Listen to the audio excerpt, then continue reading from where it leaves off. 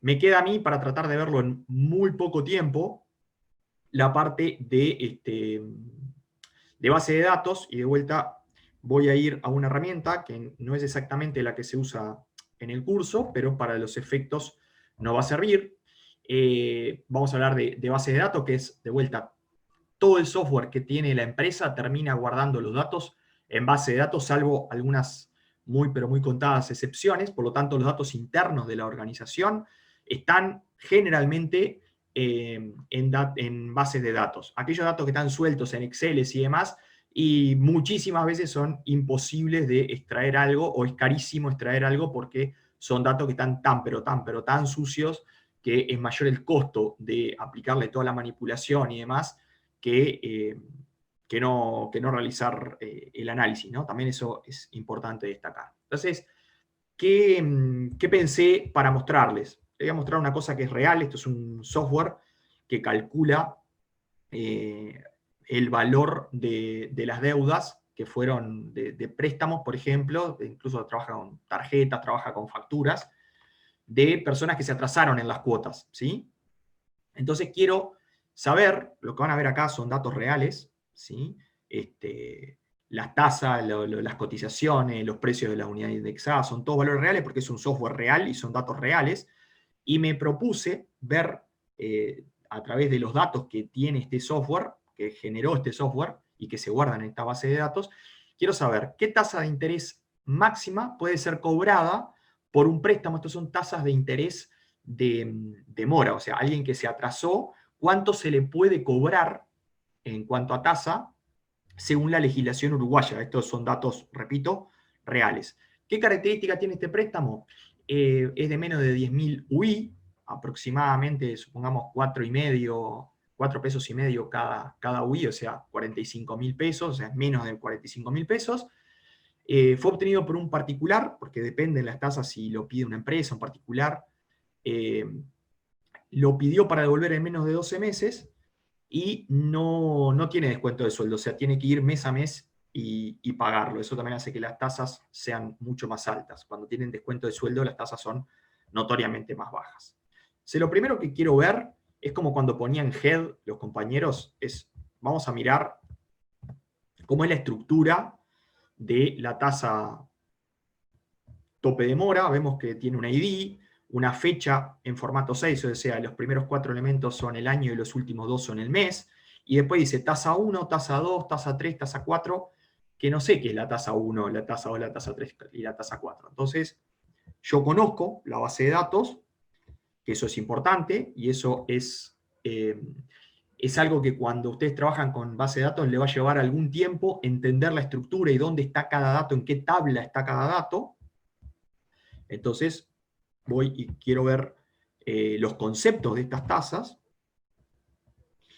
y vemos que el concepto también tiene el código, ¿no? Aquello que era la tasa 1, la tasa 2, la tasa 3, la tasa 4. La tasa 1 es para préstamos en pesos, con un capital, cuando fue pedido un capital menor a 2 millones de UI, en menos de un año, o sea, lo pidió para devolver en menos de un año, y fue pedido por empresas grandes y medianas, ¿sí? Y así tengo 50 tasas, ¿sí? De hecho, hay mucho más que 50 tasas, cerca del doble, pero nosotros trabajamos con deudas de empresas financieras que en el 99,9% de los casos entran en alguna de estas casuísticas. Por lo tanto, el software que diseñamos nosotros funciona para actualizar deudas que tienen estas características, ¿no? Por ejemplo, deudas hipotecarias no trabajamos, no tenemos clientes que nos den para actualizar deudas hipotecarias. Pero ahora, de vuelta, como mi interés era saber familia, ¿no? Una tasa de interés que se le puede aplicar a un particular. Se le llama familia, pero en realidad es un particular, ¿no? Para separarlo de empresa. Entonces digo, bueno, ¿qué pasa acá? Le digo, el asterisco significa dame todas las columnas de la tabla. El from me dice de qué tabla. El where le aplica un filtro. Entonces le dice, donde la descripción, este like quiere decir contenga, este porcentaje lo que está diciendo es, no importa con qué empiece y no importa con qué termine, pero que en el medio tenga familia, ¿ok? O familias. Selecciono, ejecuto y le voy a aplicar un filtro, o sea, del concepto tasa mora me va a quedar solo con las que tenga familias. ¿Ves? Que acá dice familia, familia, familia, familia.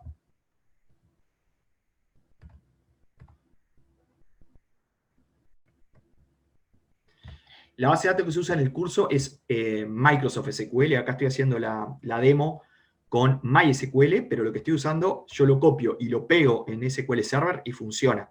¿Sí? O sea, el lenguaje SQL no importa, salvo algunas excepciones, pero lo que vamos a ver nosotros es para consultas, no para modificar los datos, ni para ingresar nuevos datos, sino que vamos a analizar los datos que ya existen. Entonces, como les decía, acá filtro y me quedo solo con cuando la descripción es familia, pero no era solo para familia, era para familia y para préstamos de menos de 10.000 UI. Entonces, filtro, le digo, que sea de familia y de menos de 10.000 UI. Cuando filtro ya por estos dos criterios, me aparecen solo estas 4 tasas. 2 son hasta menos de un año, 2 son más de un año. O sea que estas 2 últimas ya las descarto. ¿Por qué? Porque yo quería analizar la tasa de interés que se le puede aplicar a un moroso, pero que pidió un préstamo con menos de un año. Y que además era de menos de 10.000 UI. Cualquiera de las dos sirve. ¿Qué lo separa a la tasa 5 de la tasa 7? Que una es con autorización de descuento de sueldo y otra es sin autorización de descuento de sueldo. Me interesa esta segunda. ¿Cuál es esa segunda? La tasa 7. ¿Ok? Acá descubrí que lo que tengo que mirar es la tasa que en esta tabla se llama tasa 7. Entonces acá lo que voy es, en vez de ponerle asterisco, le digo, dame solo la columna 7. El select, lo que viene después de select es qué columnas quiero. Si yo le pongo asterisco, significa todas las columnas. ¿De dónde? Lo que dice el from es de qué tabla. Está en la base de datos carteras, adentro de la tabla conceptos tasa mora. Ahora sé que es la tasa 7. Yo lo que estoy buscando era la columna 7, los valores que estaban en la columna 7. Entonces le digo, dame los valores de la columna 7 de la tasa que tiene los topes de mora, ¿no? Si se cobra un 0,5% más de lo que dice la topa de mora, ahí empieza a regir lo que es el delito de usura, ¿no? Para Uruguay. Y le digo, dámelo para el último mes, ¿no? El dato más actual, ¿no? ¿Cuánto se puede cobrar de mora para un préstamo que era de menos de 45.000 pesos? Le dije aproximadamente, en realidad es 47.000 pesos, por una persona que va a sacar un préstamo, que se atrasa en algún momento y que el préstamo lo sacó por menos de un año y de vuelta es persona y que no tiene descuento de sueldo. Entonces, ya les digo que recontra conviene sacar, si tienen que sacar un préstamo, sáquenlo con descuento de sueldo porque las tasas son, estamos hablando de relaciones de 3 a 1, o sea, 3 veces más chicas cuando es con descuento de sueldo.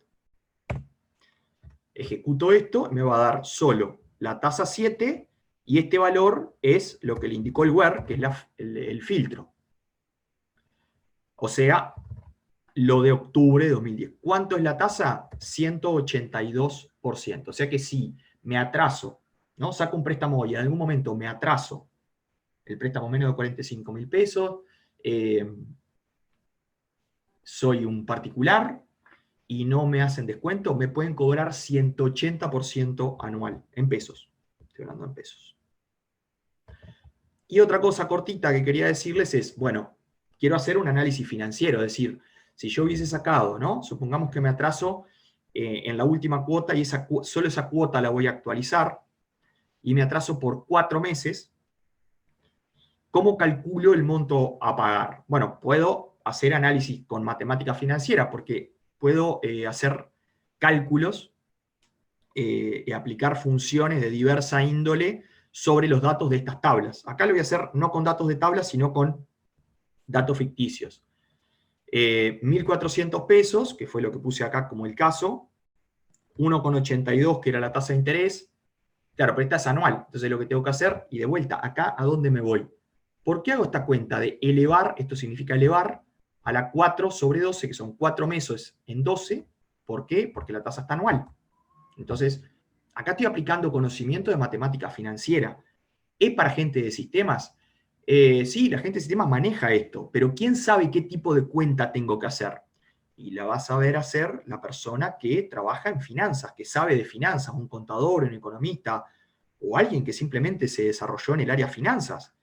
Entonces, ejecuto esto, ¿vieron que no dice from nada? Este from es de qué tabla, y este where es ponerle un filtro.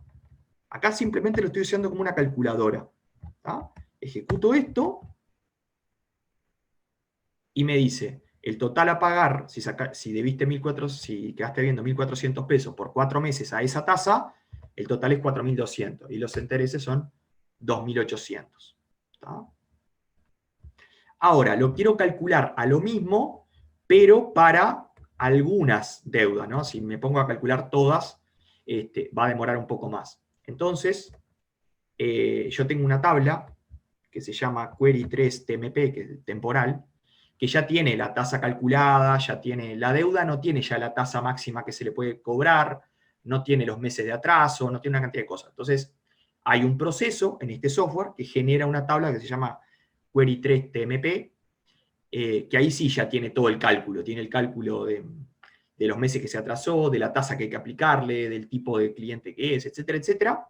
Y voy a calcular, y esto lo que hace es, de vuelta, fila a fila, el saldo de cada fila por 1, por la tasa tope mora que debería aplicarse sobre ese préstamo, sobre los meses de atraso específicos, sobre 12, porque 12 es la cantidad de meses que tiene un año y no cambia caso a caso. O sea, esto vendría a ser como una variable, esto es una variable que cambia fila a fila, y acá calcula el total. Y de la misma manera, con conocimiento de matemática financiera, muy básico igual, calculo los intereses. Y acá le digo, bueno, pero calculámelo solo para las deudas con ID mayor a este número, es un número arbitrario que puse a solo efecto de que lo calcule para algunas filas, porque si no demora un poco más. ¿Sí? Acá sí estoy usando los recursos de mi computadora, que es una computadora de oficina, y por eso puede demorar un poco más, por eso le pongo algunos filtros. Y acá lo calcula, fila por fila,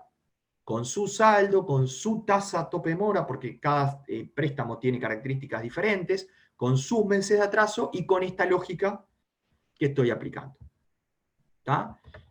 Y lo último es, bueno, acá estoy haciendo consultas solo sobre una tabla. Siempre el from acá menciona una tabla.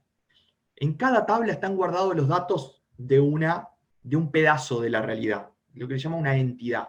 Tengo clientes en una tabla, ¿por qué? Porque todos los clientes tienen atributos, características, variables que todos los clientes tienen.